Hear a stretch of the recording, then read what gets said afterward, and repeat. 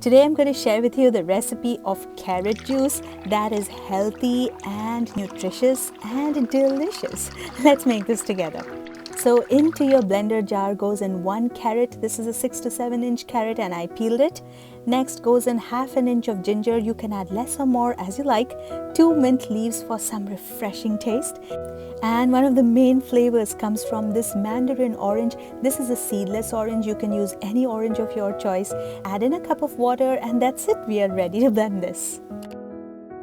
You can strain this juice if you like, but if you want the juice to be super healthy, you should let the pulp and the fiber remain. But I am straining this for now. If not, my kids are not going to drink it.